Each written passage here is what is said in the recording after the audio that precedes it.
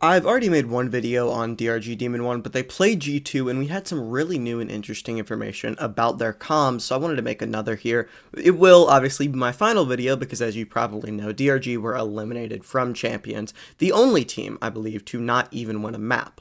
But as you can, look at that and go, oh my goodness, they're so terrible, blah, blah, blah, you don't know a lot of the stuff behind the scenes. For example, there was some video released, I believe, on Weeaboo, which is kind of a Chinese social media site, about DRG's comms situation. Now, the issue with that is that a lot of the American and European viewers aren't on Weeaboo, which makes sense. It's a Chinese social media site. But someone posted it, one of my followers, I believe his name is Zero, go check him out on Twitter. Great job doing this for everyone because I think it did bring a lot of light to the situation. He posted the comms video. Demon1 is receiving virtually no English comms.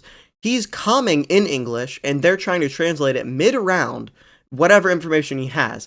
And when he does comm in Chinese, it's, very inoptimal, let's say. For example, he said but in Chinese, which I'm not going to try and pronounce, but in game it means flank. And so, that's the situation they're working with, trying to beat arguably the best team, definitely one of the best teams in the world strategically. So yeah, it is understandable if they didn't do very well. It is understandable that, it was 7-13, but I want to talk about what they did do well, and specifically, obviously, what Demon1 did well, and how this is going to impact his chances for the 2026 season, finding a spot in Tier 1 as a Sentinel, because we've gotten 4 games total, 2 on the Cypher, 2 on the Vice, of him on Senti, and I also want to talk about the differences in how T1 and G2 played Lotus and how DRG were supposed to react to that. T1 were very willing to fight early, make it a 3v3 or a 2v2 within, 20 seconds of round start. G2 are not that type of team. They're going to play a lot more tactically. So let's see how DRG responded to that. Now, obviously, G2 and T1 play very differently. As I've said before, T1 right now would probably be running it down somewhere, whether that be A, B, or C. They very rarely stayed and waited for an aggressive play from DRG like G2 are doing here.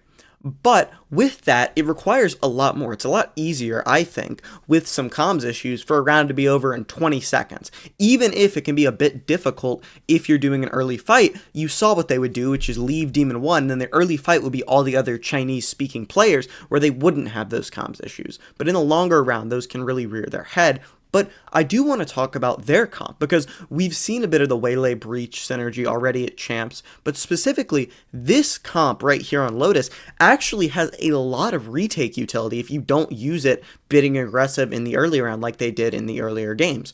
Right here, you're about to see a wonderful C retake because of all the different pieces of utility you can have when you don't have an early aggressive fight with this comp. By the way, this is Sentinel in 2025, so what you do is you go here and they try and get into your site and then you pop thorns and you get off site. That's pretty much it. You maybe hope you have a wall. I mean, it's just, I hate a retake heavy meta, especially what you do. Don't get me wrong, Demon1 did the right thing here. You can't stay there and try and fight 5 players, but I hate how retake intensive the meta has become. Regardless, I talked about all the retake utility you have for DRG here, and look, G2, for all of their posturing around the map, they have a single paranoia. That is all they have right now, while you have this wealth of utility coming in for DRG, and you'll see it on the retake immediately. Take notice, Jogamo is in a really uncomfortable position. He tries to take a fight. He's now getting flanked, and there's someone still waterfall fighting him. He immediately loses the waterfall fight, and now it gets really crazy because you're able to have that Waylay dashing on a site. Combine that with some of the breach utility, with the Omen paranoia, and then Demon1 just walks in and kills the other 2 players. It's really, really, really nice to have all that utility, and this is something that, honestly, I think some teams struggled with when they try and play a little slower, is still having utility left over after you hit the site to be able to still not just get lost, or not lose the round like this in the retake as they do here. Wonderful job by DRG, but let's see if they can keep it up. Now, I've been playing more ranked recently, and let me tell you, there are some creatures loose in the queues, but that's why I use Flow State.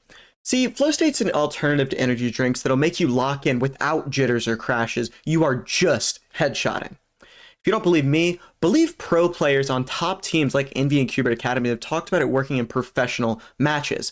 This is the only thing that's scientifically proven to win you ranked games. So do yourself and me a favor by going ahead and going to neuroptima.com, link in the description, getting yourself some Flow State, using code LIONS at checkout for 10% off and to support me. Thank you so much for listening, and let's get back into it. And I just want to thank you guys for the flow state stuff. I'm never going to do an ad for a product that I don't use or believe in. I used it before running any ads on it, and I shot up like 500 RR within a week just by taking the game seriously, duoing and playing with flow state. So go ahead, get yourself some code Lions. Anyways, enough with the ads. Let's get back into the game. As you can see here, I've talked about those stylistic differences, and DRG still are stacking A, but this time they're not getting too aggressive off rip. Instead, they're waiting on something to happen from G2. Then they use this Waylay Scout for mostly just info. As you can see, he's just looking around and then getting back quickly. Jog forced to TP out of B, and now, like 40 seconds after, they had the A stack, right?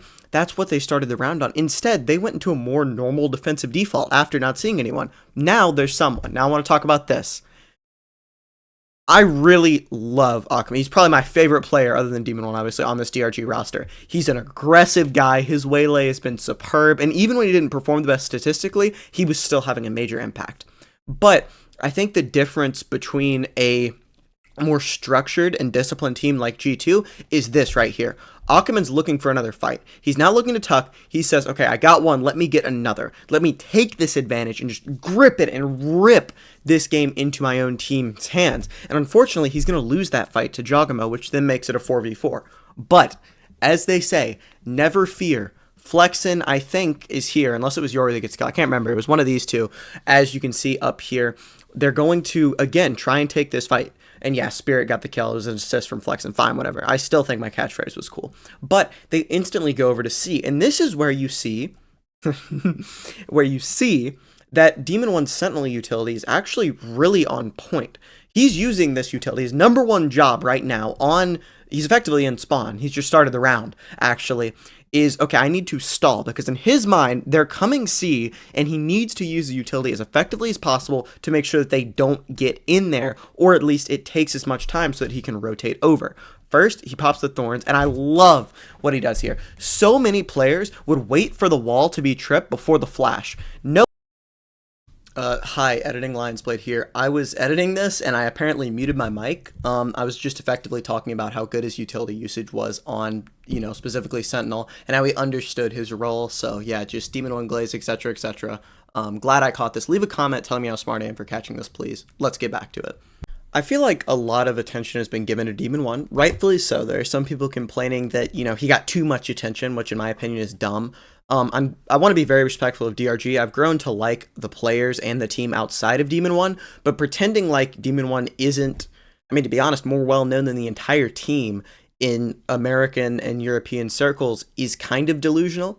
This guy, as soon as he was signed, he doubled the Twitter followers of DRG. And I know that may not seem like a huge deal, but you do have to think, this is a Chinese organization that had him for a sub for 2 games. When it was announced, you didn't even know if he would actually sub in for those games.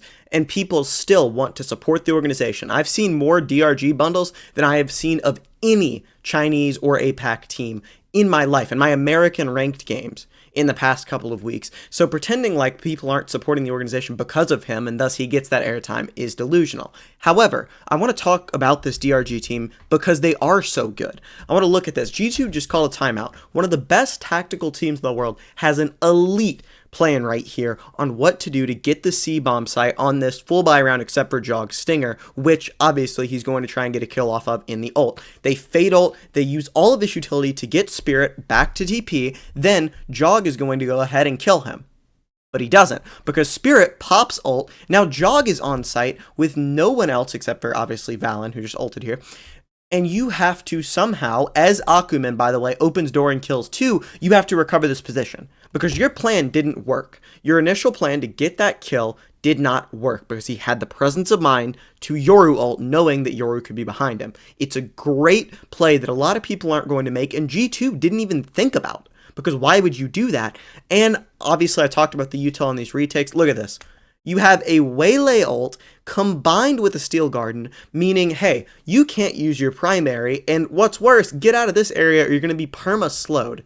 Demon1 goes in, gets a kill after some shaky aim, and the rest of the team is able to do the rest. This is not just Demon1. This is still a very talented team outside of it, and I do think they could have made a deeper run with Vukashu, because I think they would have beaten T1. They wouldn't have had to adjust. And that is not me saying Demon1 was the problem. That's simply saying with all the comms issues, and Vukashu, and I apologize, I'm probably saying his name wrong, he's won the Best Sentinel in all of China award. He's a very good player in his own right, and I think that it would have been a lot easier if that had happened for them. However, what a wonderful job done from DRG right here.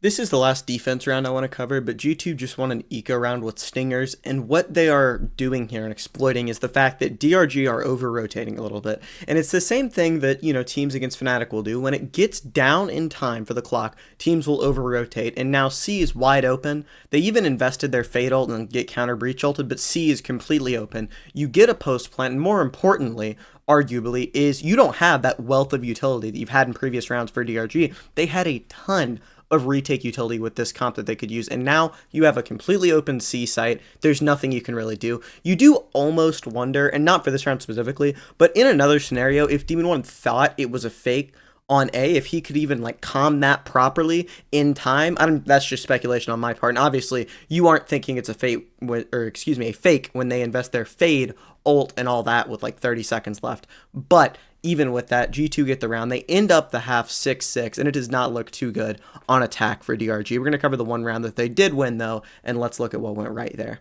Now, G2 do elect into some early round aggression here. They've got 4 Stingers and a Judge. Obviously, they're stacking A. The interesting thing to me, actually, is that Demon1's the one getting inserted over here on the more aggressive spot. Normally, you're going to have your Omen there to TP out, but Demon1 played a very aggressive lurk here, because that's what this is supposed to be. It's not supposed to be some sort of fight. It's supposed to be a double lurk, but G2 decide to fight. Demon1 gets a kill that was through a smoke, whiffing on a Yoru clone. He, for some reason, has really big issues on Yoru clones specifically. I don't know why, but with all of that goes down this round, they go ahead, get that early fight, win it out. Valen doesn't get cleared, but it ends up only getting them to lose a single gun.